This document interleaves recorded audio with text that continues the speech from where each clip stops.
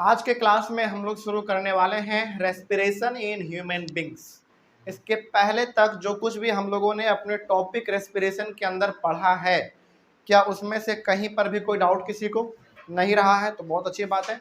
Online वाले बच्चे, आप लोगों को किसी भी टॉपिक में कहीं पे डाउट रहा होगा तो आप एक बार कमेंट कर लीजिएगा। और हाँ, जहाँ तक बात है नोट्स की, तो हम साथ ही साथ आपको कॉन्सेप्ट भी समझाते जा रहे हैं और वीडियो के फॉर्मेट में हम आपको नोट्स भी प्रोवाइड करते चले जा रहे हैं। तो नोट्स, चूँकि आप लोगों का डिमांड होता है कि नोट्स भी मिलना चाहिए, तो नोट्स भी आप लोगों को मिल जा रहा है। तो आप कोशिश कीजिएगा कि उस नोट्स को अपने नोटबुक में नोट जरूर कर लें, क्योंकि वो एग्जाम के टाइम में बहुत फ़ायदा करेगा आपको। ठीक है, चलिए खैर आगे हम लोग आज बात करेंगे न्यूट्रिशन इन ह्यूमन बींग्स। इसके पहले तक हम लोगों ने न्यूट्रिशन इन प्लांट्स देख लिया है ना, न्यूट्रिशन इन एक्वेटिक एनिमल हम लोगों ने देख लिया। Sorry mistake respiration, sorry my mistake.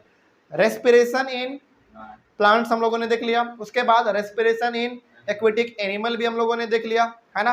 चलिए, तो आज बारी है रेस्पिरेशन इन ह्यूमन बींग्स को देखने का। यानी कि इस टॉपिक में हम लोग ये देखने वाले हैं कि हम ह्यूमन बींग्स किस प्रकार से सांस लेते हैं और किस प्रकार से उस ऑक्सीजन से हम लोग अपने भोजन से एनर्जी को रिलीज करते हैं, यानी कि एनर्जी किस प्रकार से हम लोग बनाते हैं। अच्छा, रेस्पिरेशन का मतलब सिंपली क्या? ऑक्सीजन लो और ऑक्सीजन से जो आपके बॉडी के अंदर फूड प्रेजेंट है, उस फूड से आप एनर्जी रिलीज करो। यही तो है रेस्पिरेशन का मतलब। डेफिनेशन सबसे पहले वाले क्लास में हमने लिखा था, है ना। चलिए, तो इस टॉपिक में हम लोग ये देखने वाले हैं कि किस प्रकार से हम लोग सांस लेते हैं और किस प्रकार से ऑक्सीजन के द्वारा हमारे बॉडी में जो फूड मटेरियल है, जो हम लोग भोजन खाते हैं, उस फूड मटेरियल से कैसे रिलीज होता है हमारा एनर्जी। यही हम लोग इसमें डिस्कस करने वाले हैं। ठीक है, चलिए शुरू करते हैं। सबसे पहले इस डायग्राम में ना, इस डायग्राम को आप ध्यान से देखिए। ये डायग्राम आपका एनसीईआरटी बुक में भी है, लेकिन कुछ पॉइंट जो है ना आपका एनसीईआरटी में थोड़ा सा अलग है। अलग नहीं है, यदि आप ध्यान से मिलाएंगे ना तो ये सारा चीज आपको उसमें भी मिल जाएगा। लेकिन मेरा सजेशन आपको ये रहेगा कि डायग्राम खास करके आप एनसीईआरटी का ना बनाएं, क्योंकि वो डायग्राम आपको कंफ्यूज कर देगा। डायग्राम में है क्या ना, बताते हैं आपको। डायग्राम में एक दो पॉइंट ऐसा भी लिखा हुआ है जिसके बारे में लिखा ही नहीं गया है कंटेंट के रूप में, तो वो चीज़ आपको थोड़ा सा कंफ्यूजन में डाल देगा। तो आप कोशिश कीजिएगा, ऑनलाइन वाले प्लस ऑफलाइन वाले आप लोग भी कोशिश कीजिएगा कि डायग्राम आपका यही रहे, क्योंकि हमने बहुत ही बेहतरीन तरीके से इस डायग्राम में सारे पॉइंट को मेंशन किया है जो आपको इस टॉपिक के अंदर समझना चाहिए। ठीक है, एनसीईआरटी भी प्लस रेफरेंस बुक को भी हमने ध्यान में रखते हुए इस डायग्राम को ड्रॉ किया है। और जितने भी पॉइंट आपको इसमें मेंशन किया हुआ नजर आ रहा है, वो सारा का सारा एग्जाम पॉइंट ऑफ व्यू से इंपॉर्टेंट है। ठीक है, चलिए शुरू करते हैं। खैर, अब ध्यान से समझिए इस चीज को। यहाँ पे ये है हमारा नोज, ये है नॉस्ट्रेल्स, ये है नसल पैसेज। बताएंगे अभी, सब बताएंगे क्या क्या है। देखिए ध्यान से, हमारा ह्यूमन रेस्पिरेटरी सिस्टम जो है ना, वो शुरू होता है हमारे नोज से, हमारे नाक से। और चूंकि नोज तो आपका मालूम है, ये हमारा नाक है, इसमें तो कोई डाउट नहीं होना चाहिए। आगे, अब हमारे नोज में ना दो होल है, आप ध्यान से देखेंगे, दो होल है। उस दोनों होल को हम लोग एक साथ कहते हैं नॉस्ट्रिल्स। याद रहेगा ये चीज। तो ये ऊपर में हमारा नाक है और ऊपर के नीचे जो आपको दिख रहा है वो हमारा, आप सपोज कर लीजिए कि यहाँ पे दो गो होल है और उसी दो होल को क्या नाम हम लोग दे रहे हैं? नॉस्ट्रिल्स दे रहे हैं। और होल के अंदर में एक रास्ता बना हुआ रहता है ऑक्सीजन को अंदर जाने के लिए। उस रास्ते को हम लोग कहते हैं नसल पैसेज। क्या कहेंगे? नसल पैसेज। पैसेज यहाँ पे लिखा हुआ है, इससे मालूम चल रहा है कि वो एक रास्ता बना हुआ है ना। तो नोज के अंदर दो होल, उसको कहेंगे नॉस्ट्रिल्स। उसके बाद नॉस्ट्रिल्स के अंदर में एक रास्ता बना हुआ है ऑक्सीजन को जाने के लिए, वो हमारा है नसल पैसेज। यहाँ तक तो कोई डाउट नहीं। अब यदि आप गौर से आप अपने नाक को कभी ऑब्जर्व किए होंगे तो उसमें आपको दो चीज दिखेगा। हालांकि आप ऑब्जर्व तो एक ही चीज कर पाते हैं, वो है आपका हेयर, यानी कि बाल, है ना। तो इस नसल पैसेज में आपको दो चीज देखने को मिलेगा। क्या क्या बताते हैं? पहला है फाइन हेयर। फाइन हेयर का मतलब बाल, लेकिन वो बाल बहुत ही सॉफ्ट, बहुत ही पतला, बहुत ही सॉफ्ट, इसीलिए हम लोगों ने यहाँ पे नाम दिया उसका फाइन हेयर। फाइन हेयर का मतलब बहुत ही सॉफ्ट, बहुत ही पतला, है ना। वो आपके नाक में प्रेजेंट रहता है। और दूसरा है आपका म्यूकस। क्या है दूसरा? म्यूकस, MUCUS, ये म्यूकस अलग है, याद रखिएगा। न्यूट्रिशन इन ह्यूमन बींग्स में भी हमने म्यूकस के बारे में पढ़ा था, जो क्या करता था, स्मॉल इंटेस्टाइन के वॉल को हाइड्रोक्लोरिक एसिड से प्रोटेक्ट करता था। लेकिन यहाँ पे म्यूकस का काम अलग है, ये और ये म्यूकस भी अलग है, ठीक है। देखिए, पहला काम नसल पैसेज में जो आपका फाइन हेयर है वो क्या करता है ना, जब आप लोग सांस लेते हो तो यदि गलती से भी सांस लेने के दौरान यदि उसमें धूल, डस्ट पार्टिकल्स यदि आपके नाक के अंदर चला गया ना, तो वो आपके नाक में जो बाल है, जो हेयर प्रेजेंट है, वो उसको वहीं पे रोक देगा, नसल पैसेज में ही उसको वहां पे स्टॉप कर देगा। जो भी धूल, मिट्टी, बालू, गंध जो भी जा रहा है आपके बॉडी के अंदर सांस लेने के दौरान, वो आपका जो हेयर है वहीं पे उसको स्टॉप कर देगा। पहला बात ये हो गया, ताकि आप क्लियर ऑक्सीजन केवल अंदर ले पाए। कोई समस्या इसमें? उसके बाद दूसरा है आपका म्यूकस। आपके नाक के अंदर ग्लैंड प्रेजेंट है, ग्लैंड मतलब बैग लाइक स्ट्रक्चर, हमने आपको बताया था, और वो ग्लैंड आपका प्रोड्यूस करता है क्या, म्यूकस। और म्यूकस क्या है मालूम है? बेसिकली म्यूकस ना एक तरीके का वो चिपचिपा मटेरियल होता है जो कि आपके नाक के अंदर प्रेजेंट होता है। और वो चिपचिपा मटेरियल क्या करता है, जो धूल मिट्टी यहाँ पे फंस के रह जाता है हमारे नाक में, उसको ना एक तरीके से ये वाटर प्रोवाइड कर देता है। वाटर प्रोवाइड कर देता है तो आपके नाक में गंदगी देखने को मिल जाता है। जब हम लोग नाक साफ करते हैं तो आप देखते होंगे कि कितना खतरनाक होता है ना। तो यहाँ पे दो काम है नसल पैसेज का। पहला, नसल पैसेज में आपको फाइन हेयर देखने को मिलेगा, और दूसरा मिलेगा म्यूकस। फाइन हेयर का काम क्या है, धूल, मिट्टी, बालू जो भी आपके अंदर जाने वाला होता है उसको वो नाक में ही रोक के रख देता है। पहला ये हो गया। और जो धूल, मिट्टी, बालू आपके नाक में रुका हुआ है, जमा हो गया, उसको ये म्यूकस क्या कर देता है, बेसिकली एक लिक्विड प्रोवाइड कर देता है। और लिक्विड प्रोवाइड करने से क्या हो जाता है, वो आपके अंदर में एक तरीके से वो जम जाता है, और जब हम लोग नाक साफ करते हैं तो वो बाहर निकल जाता है। तो ये हो गया हमारा नसल पैसेज में ये दोनों का फंक्शन। कोई डाउट इसमें? चलिए, अब यहां से हमारे बॉडी के अंदर जो अब जाने वाला है वो बहुत ही क्लियर ऑक्सीजन जाने वाला है, क्योंकि जो भी गंदगी था वो तो नसल पैसेज में ही रुक गया, ठीक है। अब जो हमारा ऑक्सीजन है वो नसल पैसेज से होते हुए याद रखिएगा, ये वाला जो रास्ता आपको दिख रहा है ना, ये वाला रास्ता आपका फूड पाइप है, जिसका नाम हम लोगों ने क्या दिया था, ऑइसोफेगस, है ना। लेकिन ये रास्ता आपका है विंड पाइप का, जिससे कि हम लोग सांस लेंगे। तो फूड पाइप और विंड पाइप दोनों अलग अलग है, याद रखिएगा इस बात को। आगे बढ़ने, क्योंकि बहुत सारे बच्चे कंफ्यूज हो जाते हैं कि सर दोनों एक ही है क्या, नहीं, दोनों अलग अलग होता है। ये आपका इधर जा रहा है फूड पाइप, और ये है आपका विंड पाइप, ठीक है। आगे बढ़ते हैं। अब क्लियर ऑक्सीजन आपका जो था वो एकदम बिल्कुल साफ सुथरा ऑक्सीजन नसल पैसेज से निकल के इधर से होते हुए ये आ चुका है आपका, यहाँ से होते हुए फेरिक्स में आता है। सबसे पहले फेरिक्स क्या होता है मालूम है? फेरिक्स वो हमारे बॉडी का हिस्सा होता है जो कि माउथ से लेकर लैरिक्स के बीच में पाया जाता है, यानी कि यहाँ से लेकर यहाँ तक के बीच में जो आपको ये बोन दिख रहा होता है हमारे गले में, उस हिस्से को हम लोग कहते हैं फेरिक्स, ठीक है। अब फेरिक्स से होते हुए ऑक्सीजन हमारा आता है लैरिक्स में। लैरिक्स को हम लोग कहते हैं क्या मालूम है? लैरिक्स का दूसरा नाम वॉइस बॉक्स। वॉइस बॉक्स मतलब जो आवाज हमारा यहाँ गले से निकल रहा है वो यहीं से निकलता है, लैरिक्स से। लैरिक्स में हमारा ऑक्सीजन गया, लैरिक्स के बाद हमारा ऑक्सीजन आ गया ट्रैकिया में। और ट्रैकिया का दूसरा नाम क्या मालूम है? ट्रैकिया का दूसरा नाम है विंड पाइप। इसमें भी कोई डाउट नहीं। विंड पाइप में हमारा अब आ चुका है क्या, क्लियर पूरा साफ सुथरा ऑक्सीजन। कहां पे आ गया? विंड पाइप में, यानी कि ट्रैकिया में आ गया, ठीक है। आगे बढ़ते हैं फिर। अब यदि आप गौर से कभी ऑब्जर्व करेंगे ना अपने इस गले के स्ट्रक्चर को, तो उसमें आपको हड्डी प्रकार का कुछ नजर आएगा, कुछ इस प्रकार का, ऐसे उसको हम लोग कहते हैं रिंग्स ऑफ कार्टिलेज। और ये जो रिंग्स ऑफ कार्टिलेज है ये आपका विंड पाइप के ऊपर बना हुआ होता है, समझिएगा ध्यान से। यहां से लेकर यहां तक आपका जो है ना ये विंड पाइप है, जिसको हम लोग ट्रेकिया कहते हैं। और विंड पाइप के ऊपर ही ये बोन आपका इस प्रकार से बना हुआ रहता है, उसको हम लोग कहते हैं rings of cartilage. Rings of cartilage का यहाँ पे एक फंक्शन है, ये क्या करता है ना, ये हमारे विंड पाइप को कोलैप्स नहीं होने देता है। कोलैप्स का मतलब वो अपने आप में सटने नहीं देता है, वो एक दूसरे को फैला के रखता है ताकि सांस आराम से अंदर बाहर हमारे बॉडी से हो सके, ठीक है। तो रिंग्स ऑफ कार्टिलेज का मतलब समझ आ गया। तो अब यहाँ पे हमारा जो ऑक्सीजन था वो नॉस्ट्रिल से होते हुए, नसल पैसेज से होते हुए फेरिक्स में गया, फेरिक्स के बाद लैरिक्स में, लैरिक्स के बाद ट्रेकिया यानी कि विंड पाइप में चला गया। अब आगे जरा देखिए, यहां से ना हमारा विंड पाइप दो अलग अलग हिस्सों में ब्रेक हो जाता है, दो अलग अलग हिस्सों में। एक हिस्सा इधर चला जाता है और एक हिस्सा हमारा इधर चला जाता है, क्योंकि दो लंग्स हमारे पास है, तो एक लंग्स की इधर की ओर और एक लंग्स इधर की ओर, दोनों हमारा जो ये विंड पाइप था वो दो हिस्से में बट जाता है। इन दोनों हिस्सों को यदि आप एक साथ बोलना चाहें तो हम लोग इसको ब्रोंकी कहते हैं, या फिर ब्रोंकाई भी आप कह सकते हैं। आप कुछ भी बोलिए, उससे मतलब नहीं है, समझ में आना चाहिए बस। तो ये जो आप दो अलग अलग पार्ट देख रहे हैं, जो हमारा विंड पाइप दो अलग पार्ट में ब्रेक हो गया, इन दोनों पार्ट को हम लोग यदि एक साथ कहना चाहेंगे तो वो हम कहेंगे ब्रोंकाई या फिर ब्रोंकी, ठीक है। लेकिन यदि इसका सिंगुलर आपको देखना है, किसी एक का नाम केवल लेना है, तो फिर आप उसको ब्रोंकस कह सकते हैं, BRONCHUS, ब्रोंकस। कोई समस्या इसमें? चलिए आगे बढ़ते हैं फिर।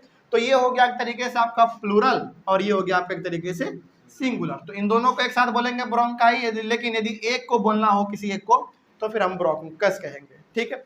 आगे बढ़ते हैं फिर। उसके बाद देखिए, फिर आप यदि गौर से देखेंगे ना तो ये रास्ता जो है ना फिर अलग अलग हिस्सों में बट गया है, इधर इधर इधर, है कि नहीं। ये वाला भी रास्ता फिर से इधर बट गया, फिर इधर चला गया, फिर इधर चला गया, फिर इधर चला गया, फिर इधर चला गया, है ना। यानी कि जो हमारा ब्रोंकी था वो फिर से आगे जाके अलग अलग रास्ते में बट गया। बात समझ में आ रही है? यहां तक इन दोनों को एक साथ तो ब्रोंकी ही कहेंगे, लेकिन जब एक का बात करेंगे तो ब्रोंकस कर देंगे। लेकिन हम यहाँ पे देख रहे हैं कि ब्रोंकस जो है वो आगे जाके फिर अलग अलग रास्ते में डिवाइड हो जा रहा है।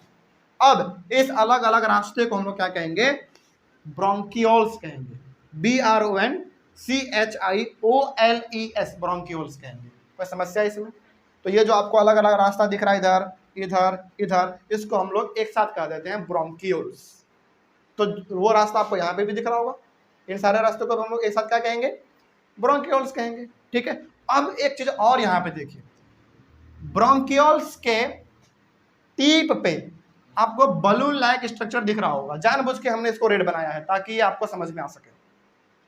हर जगह पे बलून लाइक स्ट्रक्चर दिख रहा है, जलेबी जैसा, जलेबी जैसा आपको दिख रहा है। वो बैग लाइक स्ट्रक्चर यानी कि बैग जैसा होता है, उसको हम लोग कहते हैं क्या? बताइए जल्दी। एल्वियोली, हाँ, ALVEOLI, एल्वियोली हम लोग इसको कहते हैं। और एक बात याद रखिएगा कि ये वही एल्वियोली है जहां पे हमारे बॉडी में गैस का एक्सचेंज होता है, यानी कि हर एक सेल तक जाएगा ऑक्सीजन और हर एक सेल से लेकर क्या आएगा? CO2 यानी कि कार्बन डाइऑक्साइड। लेकिन कैसे होता है अभी बताते हैं। लेकिन यहां तक तो आप जान गए कि भाई हमारा जो ऑक्सीजन था वो नॉस्ट्रिल से होते हुए नेसल पैसेज, उसके बाद फेरिक्स, लैरिक्स, ट्रैकिया, उसके बाद फिर ब्रोंकाई, ब्रोंकाई के बाद ब्रोंकियोल्स में चला गया। ब्रोंकियोल्स के टिप पे आपको हर जगह दिख रहा होगा बैग लाइक स्ट्रक्चर, उसको हम लोग कहते हैं एल्वियोली। अब इसको आप समझिए ध्यान से। एल्वियोली ना, एल्वियोली में जैसे सपोज कीजिए कि हमारा बैग लाइक स्ट्रक्चर है, ये हमारा एल्वियोली है, इसी प्रकार का बना हुआ है हर जगह पे, ये हमारा एल्वियोली है। और इस एल्वियोली के ऊपर ना बहुत सारा ब्लड कैपिलरीज अटैच रहता है। ब्लड कैपिलरीज का मतलब एक तरीके से नस कह सकते हैं आप, यानी कि ये 5 उंगली हमारा समझ लीजिए, और ये पांचों उंगली जो है ना ब्लड का अलग अलग पाइप है, एक तरीके से आप समझ लीजिए। और ये पाइप ब्लड का पांचों इसको इस तरीके से पकड़े हुए हैं, पकड़े हुए। इसका मतलब यहाँ पे आप जरा समझिएगा ध्यान से, ये ब्लड कैपिलरीज पूरी तरीके से ब्लड से भरा हुआ होता है, ठीक है। और हमारे बॉडी में चाहे फूड का ट्रांसपोर्टेशन करना हो, चाहे ऑक्सीजन का ट्रांसपोर्टेशन करना हो, वो ब्लड ही करता है, ठीक है। तो जो ऑक्सीजन अब हमारा एल्वियोली के पास आ चुका था, उस ऑक्सीजन को हमारा ब्लड कैपिलरीज क्या करेगा? खींच लेगा। ये हमारा एल्वियोली है, इसके पास अभी क्या है? ऑक्सीजन है। और ये हमारा क्या है? ब्लड कैपिलरीज है, यानी कि छोटे छोटे ब्लड के पाइप हैं। वो इस ऑक्सीजन को खींच लेगा और खींच के बॉडी के हर एक सेल तक जाके पहुंचा देगा ऑक्सीजन, ठीक है। और हर एक सेल तक जब हमारा ऑक्सीजन जाएगा और हर एक सेल तक ऑलरेडी क्या प्रेजेंट है? फूड मटेरियल प्रेजेंट है, जो कि कहाँ से गया था? न्यूट्रिशन इन ह्यूमन बींग्स वाले टॉपिक में हमने देखा था कि भाई स्मॉल इंटेस्टाइन में हमारा पूरा कार्बोहाइड्रेट, प्रोटीन और फैट ब्रेक हो चुका था। फिर जो विली है वो फूड मटेरियल को हर एक सेल तक जाके पहुंचा दिया था। जब सेल हर एक, यानी कि जब विली हर एक सेल तक फूड मटेरियल पहुंचाया, तो वो सेल ने उस फूड मटेरियल को अभी फिलहाल वैसे ही रखा हुआ है, लेकिन जैसे ही ये ब्लड कैपिलरीज एल्वियोलिस से ऑक्सीजन लेकर हर एक सेल तक जाएगा, वैसे ही हमारा सेल जो है उस फूड मटेरियल से एनर्जी बनाना शुरू कर देगा। अब हमारा सेल उस फूड मटेरियल से क्या करेगा? एनर्जी बनाएगा। एनर्जी बनाने के दौरान एज अ वेस्ट प्रोडक्ट वो जनरेट करेगा कार्बन डाइऑक्साइड। ठीक है, तो जो ब्लड कैपिलरीज ऑक्सीजन को लेकर गया था हर एक सेल तक, वही ब्लड कैपिलरीज हर एक सेल से फिर क्या लेगा? कार्बन डाइऑक्साइड ले लेगा। कहेगा कि भाई देखो, हमने एल्वियोली से ऑक्सीजन लाया और हमने आपको ऑक्सीजन दे दिया, उसने आपसे ऑक्सीजन हमने आपको दिया और आपने उस ऑक्सीजन से अपने फूड से एनर्जी को बना लिया। अब आपके पास जो as a waste product, as a कचरा जो जमा हुआ है कार्बन डाइऑक्साइड, वो हमको दे दो ताकि हम उसको दोबारा लेके कहाँ चले जाएं? एल्वियोली के पास चले जाएं। तो अब याद रखिए इस बात को, इस एल्वियोली पे हमारा क्या चिपका हुआ था? Blood capillaries. Blood capillaries oxygen को लेकर गया हर एक सेल तक। As a waste product blood capillaries क्या लेकर आया? इसके पास CO2 लेकर आया। अब इसके पास क्या आ चुका है? As a waste product CO2 आ चुका है। तो जिस रास्ते से ऑक्सीजन यहां तक आया था, उसी रास्ते से कार्बन डाइऑक्साइड फिर बाहर चला जाएगा। जैसे आपने देखा कि नसल पैसेज में ऑक्सीजन आया, उसके बाद फिर हमारा फेरिक्स में, फिर लैरिक्स में, फिर ट्रेकिया में, फिर ब्रोंकाई में, फिर हमारा ब्रोंक्यूल्स में, फिर एल्वियोली में, फिर एल्वियोली के बाद ब्लड कैपिलरीज हर एक ऑक्सीजन को सेल तक जाके पहुंचाया। तो जिस रास्ते से ऑक्सीजन सेल तक गया, उसी रास्ते से कार्बन डाइऑक्साइड भी वापस आएगा। कार्बन डाइऑक्साइड क्या है हमारा यहाँ पे? एज अ वेस्ट मटेरियल है। ठीक है, तो ब्लड कैपिलरीज हर एक सेल तक प्रेजेंट है।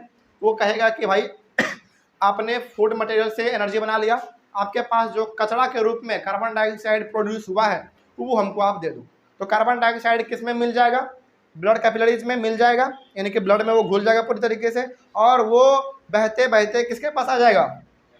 एल्वियोली के पास आ जाएगा। और एल्वियोली से होते हुए वो कहाँ जाएगा? ब्रोंक्यूल्स में। ब्रोंक्यूल्स के बाद ब्रोंकस में, सिंगुलर बात करेंगे तो ब्रोंकस में जाएगा। ब्रोंकस के बाद ट्रैकिया में, ट्रैकिया के बाद लैरिक्स में, लैरिक्स के बाद फेरिक्स, फेरिक्स के बाद नसल पैसेज, नसल पैसेज के बाद नोस्ट्रिल्स, और इस नाक से हमारा कार्बन डाइऑक्साइड बाहर निकल जाएगा। तो कितना सिंपल रास्ता था। जिस रास्ता से ऑक्सीजन आया और जिसके थ्रू वो हर एक सेल तक गया, उसी रास्ते से कार्बन डाइऑक्साइड भी आएगा और उसी सेम रास्ते से कार्बन डाइऑक्साइड फिर बाहर निकल जाएगा। क्या कोई समस्या है इसमें? कोई डाउट है तो फटाक से पूछ लीजिए। अब आगे बढ़ते हैं। अब इसमें हाँ प्रोसेस इतना जल्दी होता है? हाँ, बहुत सही बात है। ये प्रोसेस इतना जल्दी होता है, इतना जल्दी होता है कि सोचो, मतलब हम तुरंत सांस लेते हैं फिर तुरंत छोड़ देते हैं। इसका मतलब क्या हुआ? तुरंत सांस लिए, इसका मतलब तुरंत हर एक सेल तक हमारा ऑक्सीजन चला गया। तुरंत सांस छोड़ दिया, इसका मतलब तुरंत वो कार्बन डाइऑक्साइड को लेकर तुरंत आ गया। और ये जो रेट है ना हमारा, तुरंत ऑक्सीजन का जाना हर एक सेल तक, फिर हर एक सेल से कार्बन डाइऑक्साइड तुरंत आना, ये बहुत फास्ट चलता है। इसलिए तो हम लोग सांस तुरंत ले रहे हैं, तुरंत छोड़ रहे हैं, तुरंत ले रहे हैं, तुरंत छोड़ रहे हैं। इसका मतलब ये हो गया कि तुरंत तुरंत हमारा ऑक्सीजन हर एक सेल तक जा रहा है और तुरंत तुरंत हर एक ऑक्सीजन हर एक सेल से कार्बन डाइऑक्साइड भी बाहर निकल रहा है। तो ये रेट, ये स्पीड बहुत फास्ट होता है। ठीक है, कोई समस्या इसमें? आगे आप जरा देखिए ध्यान से। नोज के बारे में आपने देख लिया, नोस्ट्रिल के बारे में देख लिया, फेरिक्स भी हो गया, लैरिक्स भी हो गया, और ये आपका इधर एक लंग हो गया, और ये लंग आपका दूसरा लंग हो गया। ठीक है, उसके बाद ब्रोंक्यूल्स आपने देख लिया, एल्वियोली देख लिया, और ये आपका पूरा क्या कहलाता है भाई? चेस्ट कहलाता है। ये आपका चेस्ट हो गया।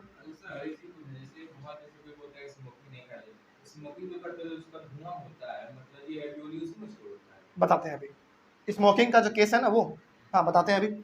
ये चेस्ट आपको मालूम चल गया, ये हमारा चेस्ट है। आगे बढ़िए फिर। उसके बाद ये डायफ्राम है, इसके बारे में भी हम बताएंगे। उसके बाद नसल पैसेज हो गया, माउथ कैविटी, ये तो आपका मुंह है, माउथ कैविटी वो हो गया हमारा। ट्रेकिया हो गया, रिंग्स ऑफ कार्टिलेज हो गया, ब्रोंकी हो गया, और ये लंग हो गया।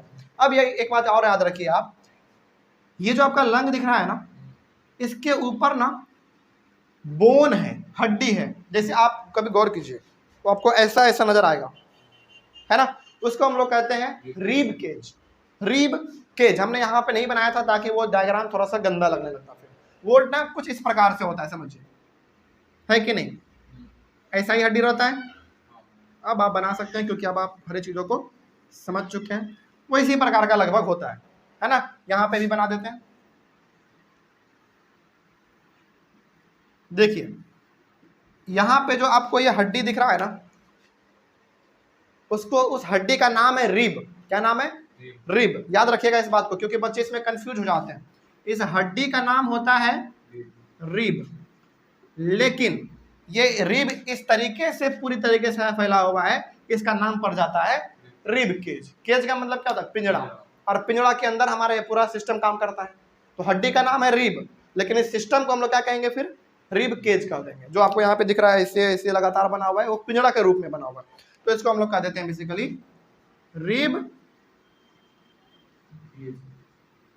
रिब केज कह देते हैं। क्या कोई समस्या है इसमें? अच्छा चलिए, यहाँ तक तो आपको समझ में आ गया। अब आपका कहना था कि सर स्मोकिंग का केस क्या है, थोड़ा सा इसके बारे में बताइए। जी देखिए, जब कोई आदमी स्मोक करता है ना, जब सिगरेट वो पीता है, तो वो तो बेसिकली क्या, एक धुआं है ना, और लेकिन वो धुआं बहुत जहरीला होता है। तो वो धुआं जब हमारा नस्ल पैसे से होते हुए इस रास्ते से होते होते होते होते एल्वियोली में आएगा ना, और वो धुआं इतना जहरीला होता है ना, तो वो ना पूरे बॉडी पार्ट को आपका पूरा डैमेज करता है वो। इसीलिए आप सुनते होंगे कि जो आदमी स्मोक करता है ना, उसमें हमेशा उसका ना खांसी उसको बहुत ज़्यादा होता है, यानी कि वो ना पूरी तरीके से सांस लेने में असक्षम हो जाता है।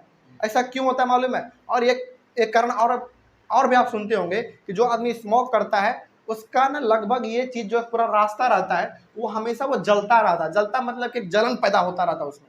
क्यों? इसके पीछे रीज़न है। इसके पीछे रीज़न ये है कि जो स्मोक करने के वक्त जो सिगरेट से धुआं निकलता है, वो धुआं बहुत जहरीला होता है।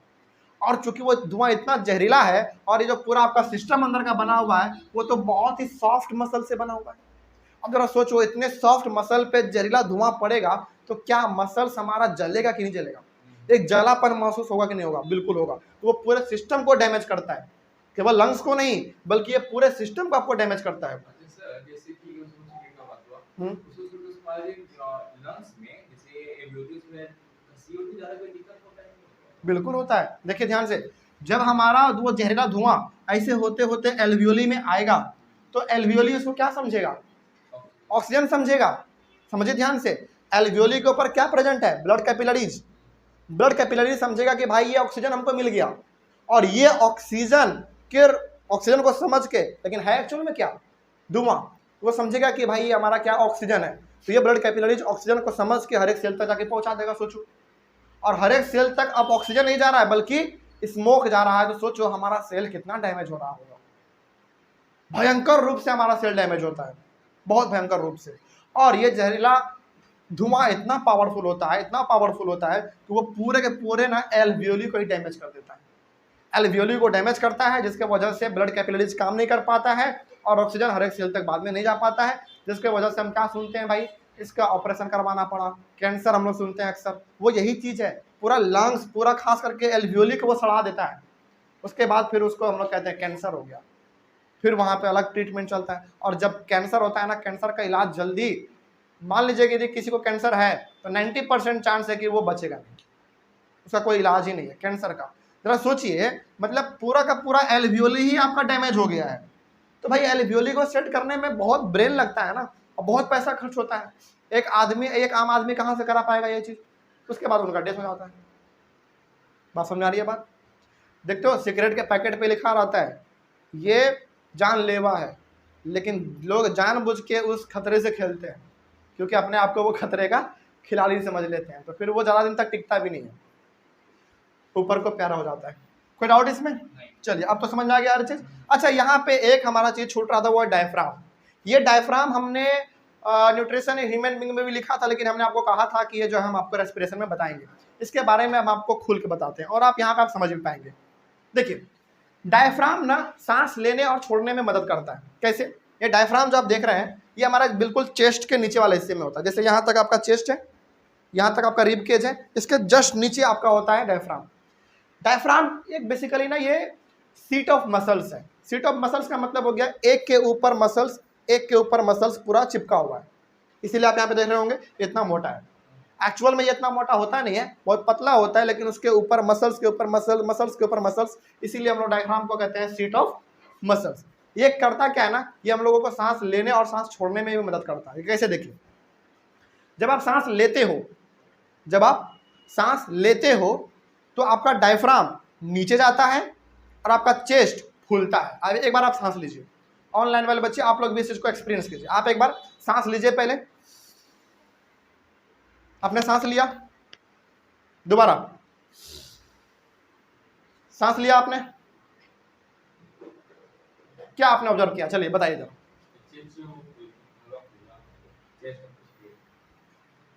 और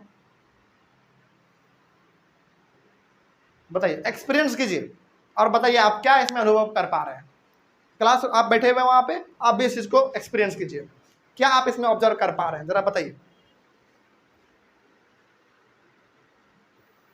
देखिए, इसमें आप ऑब्जर्व ये करेंगे कि जब आप सांस लेते हैं ना, उस समय पे आपका डायफ्राम नीचे जाता है, आपका डायफ्राम नीचे जाता है और आपका चेस्ट फूलता है। लेकिन जब आप सांस छोड़ते हो तो फिर आपका डायफ्राम कहां आएगा, बताइए जल्दी।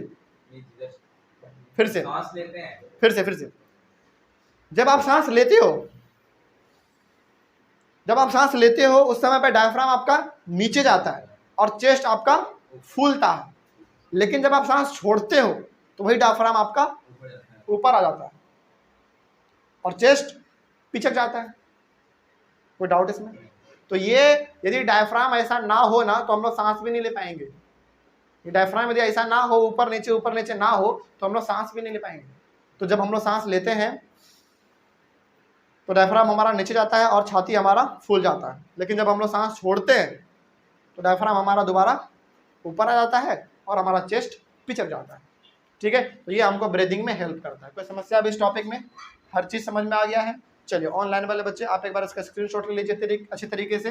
स्क्रीनशॉट लेने के बाद इसको आप अपने कॉपी में जरूर मेंशन कर लीजिएगा इस डायग्राम को, क्योंकि ये आपको बहुत हद तक समझने में हेल्प करेगा। क्योंकि हमने जानबूझ के इसमें वो सारा का सारा पॉइंट डाला है जो कि आपको नोट्स में भी मिल जाएगा। हम वीडियो के फॉर्मेट में नोट्स आपको बना के डाल देंगे, आप उसको एक बार देख लीजिएगा। तो हर चीज़ आपका नोट्स में ये पॉइंट मिल जाएगा। चलिए, तो ये हमारा हो गया। तो हाँ, इसका जो प्रॉपर नोट्स है, पूरा डिफाइंड इसका जो नोट्स है, पूरा सिस्टम में जो इसका नोट्स है वो आपको वीडियो के रूप में मिल जाएगा। तो उसके लिए आपको घबराना नहीं है। अच्छा, इसके बाद हमारा टॉपिक स्टार्ट हो रहा है नया, ट्रांसपोर्टेशन, है ना। चलिए, ये ट्रांसपोर्टेशन जो है हमारा लाइफ प्रोसेस के अंदर ये तीसरा प्रोसेस है। पहला हमारा न्यूट्रिशन था, दूसरा हमारा रेस्पिरेशन और तीसरा ट्रांसपोर्टेशन, और चौथा क्या है, एक्सक्रीशन। वो बाद में आएगा, उसको हम लोग बाद में देखेंगे। लेकिन अगले वाले क्लास में हम लोग शुरू करेंगे ट्रांसपोर्टेशन, और ट्रांसपोर्टेशन में भी हम लोग सबसे पहले पढ़ेंगे अपने हार्ट यानी कि धड़कन के बारे में। ठीक है, चलिए मिलते हैं अगले वाले क्लास में। Thank you very much and have a nice day.